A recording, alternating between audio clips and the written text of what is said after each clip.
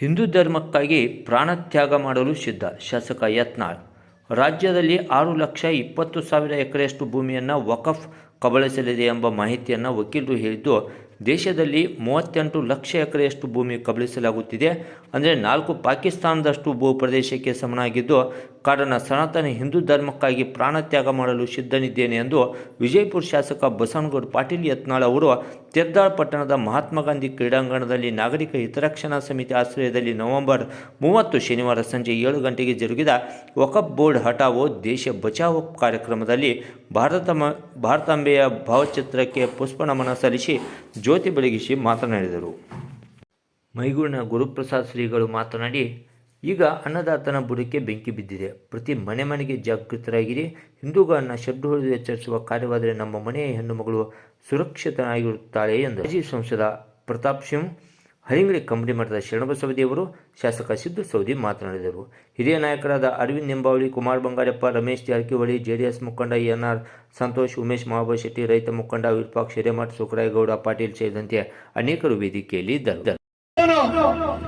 2015ರಲ್ಲಿ ಮೈಸೂರು ಇರ್ಬೋದು, ಶಿವಮೊಗ್ಗ ಇರ್ಬೋದು, ದಾವಣಗೆರೆ ಇರ್ಬೋದು, ಮಂಗಳೂರು ಇರ್ಬೋದು, ಈ ಕೆಎಫ್ಡಿ, ಪಿಎಫ್ಐ, ಎಸ್ಡಿಪಿಐ ಇದರ 1600 ಸಮಾಜಘಾತಕ ಶಕ್ತಿಗಳ ವಿರುದ್ಧ 175 ಕ್ರಿಮಿನಲ್ ಪ್ರಕರಣಗಳು ದಾಖಲಾಗಿತ್ತು.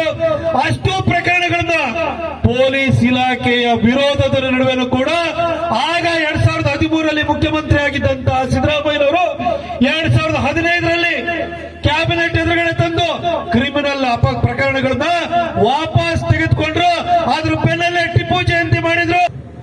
ಮುಂದೆ ಇನ್ನು ವಕಫ್ ಆಗಲಿಕ್ಕೆ ಯೋಗ್ಯವಾದಂತಹ ಜಮೀನುಗಳ ಹತ್ರ ಇನ್ನೊಂದು ಲಿಸ್ಟ್ ಇದೆ. ಮೊದಲು ಜಮೀರ್ ಅಹಮದ್ ಖಾನ್ ಏನ್ ಹೇಳ್ತಿದ್ರೆ 1,11,000 ಎಕರೆ ಕರ್ನಾಟಕದಲ್ಲಿ ನಮ್ಮ ಆಸ್ತಿ, ಅಲ್ಲಾಕ್ಕೆ ಆಸ್ತಿ ಎತ್ತಿದ್ದ. ಎಲ್ಲಿದ್ ಗೊತ್ತು? ಅಲ್ಲಾನೇ ಇರ್ತಿದ್ದಿಲ್ಲ ಅವಾಗ. ನಮ್ಮ ರಾಮ ಪಾಂಡವರು ಇದ್ದಾಗ ಅಲ್ಲ ಎಲ್ಲಿದ್ದ? ಅಲ್ಲಿ ಒಂದು ಊರಾಗ, ಕಡ್ಕೊಳತ್ ಊರಾಗ ಕೆರಿನೂ ಅವ್ರದೇ ಎತ್ತ, 220 KV ಸ್ಟೇಷನ್ ಅವ್ರದೇ ಎತ್ತ, ಗುಡಿನೂ ಅವ್ರದೇ ಎತ್ತ, ಎಲ್ಲ ಏರಿಸ್ಬಿಟ್ಟಾರ. ಊರನವ್ರು ಹೋಗಿ ಅಲ್ಲಿ ಇದ್ರಲ್ಲ, ಅವರು ತಿರ್ರಿಬ್ಯಾಡ ಹೊಡೆದ್ರ, ಅವ್ರಿಗೆ ಬಿಟ್ಟು ಓಡಿ ಹೋಗ್ಬಿಟ್ಟಾರ. ಗ್ರಾಮ ಪಂಚಾಯತಿ ಇದು ಇದ್ದವ. ಎಲ್ಲಿವರೆಗೆ ಹೊರಗೆ ಬಂದು ನೀವು ಹೋರಾಟ ಮಾಡೋದಿಲ್ಲ ಕಲಿಸ್ರು. ಇವತ್ತ ಬಾಯಿ ಮುಚ್ಕೊಂಡು ಸುಮ್ಕೊಂಡ್ರು, ಪಾಳೆ ಬಂದ್ಬಿಟ್ಟದ. ಎಲ್ಲರೂ ನಾವು ಒಂದೇ. ವಕ್ಫ್ ಬೋರ್ಡ್ದಿಂದ ಎಷ್ಟ ಆಸ್ತಿಯನ್ನು ಕಸ್ಕೊಂಡ್ರು? 2 ಪಾಕಿಸ್ತಾನಕ್ಕಿಂತ ಹೆಚ್ಚು ಭೂ ಪ್ರದೇಶವನ್ನು ಕಸ್ಕೊಂಡ್ರತ್. ಗುಂಡು ಟೋಪಿಗೆ ಬರ್ತಾರ, ಕೆಳಗ್ ಮಂಡ ಅಂತ ಪ್ಯಾಂಟ್ ಬರ್ತದ. ಏನ್ ಖರೀದಿ ಮಾಡಿ ನಿಂತರು? ವಿಚಾರ ಮಾಡಿ. ಯಾಕೆಂದ್ರೆ ನಮ್ಮ ದೇಶದಾಗ ಈ ರೀತಿ ಬಂದದ. ಇನ್ನೊಂದು ಸಲ ಹೆಂಗ ಸರ್ ನೀವು ಗಪ್ಪು ಕೊಡ್ತೀರಂದ್ರ ಈ ದೇಶಕ್ಕೆ ಏನ್ ಆಕೈತಂದ್ರ ಇಡೀ ಭೂಮಿ ಆದ್ಮೇಲತ್ತ ಏನ್ ಮಾಡಕ್ ಸಾಧ್ಯ ಇರ್ತದ? ಏನೂ ಮಾಡಕ್ ಸಾಧ್ಯ ಇಲ್ಲ. ಇವತ್ತು ನಾವೆಲ್ಲರೂ ಹೇಳ್ಬೇಕು, ಇದೇ ಅವಕಾಶ.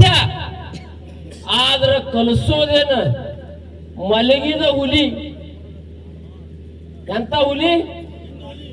ಮಲಗಿದ ಹುಲಿ. ಮತ್ತಿದು ಯಾವಾಗ ಕೂಗು ಬಡಿದು? ಯಾವಾಗ ಕೂಗು ಬಡಿದ?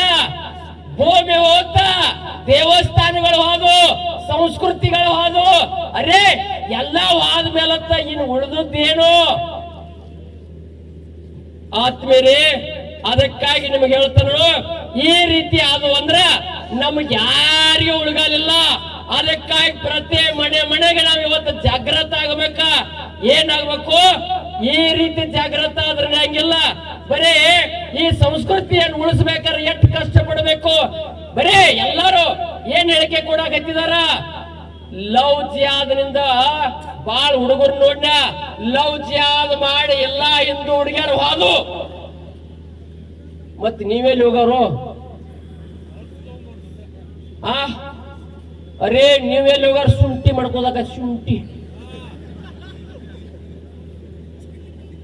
ಏನ್ ಮಾಡ್ಕೋದಾಕತಿ? ಅರೇ ಲವ್ ಜಿಯಾದ ಎಟ್ಟು ನೋಡಿ, ಎಷ್ಟು ಹಿಂದೂ ಹೆಣ್ಮಕ್ಕಳನ್ನು ಕಳ್ಕೊಂಡಿವ್ ನಾವು.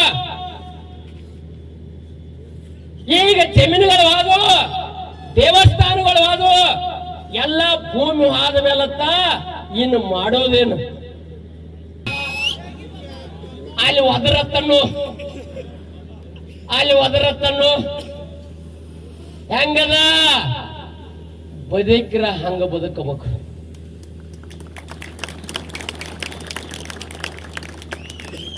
ಹುಟ್ಟಿದ್ರ ಹಂಗ ಹುಟ್ಟಬೇಕ. ಅದಕ್ಕೆ ಹೇಳಕತ್ತೀನಿ, ಒಂದ್ ಅವಕಾಶ ನನಗೂ ಕೊಟ್ಟು ನೋಡಿ. ಒಂದ್ ಅವಕಾಶ ನನಗೂ ಕೊಟ್ಟು ನೋಡಿ.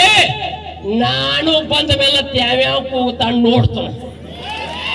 ನಾ ಬರುದ ಬ್ಯಾರೆ, ಹಿಂಗ ಬರಂಗಿಲ್ಲ. ಅವಾಗ ನಿನ್ನ ಹೇಳ ನೋಡಿದನು ಮಹಾರಾಷ್ಟ್ರಾಗ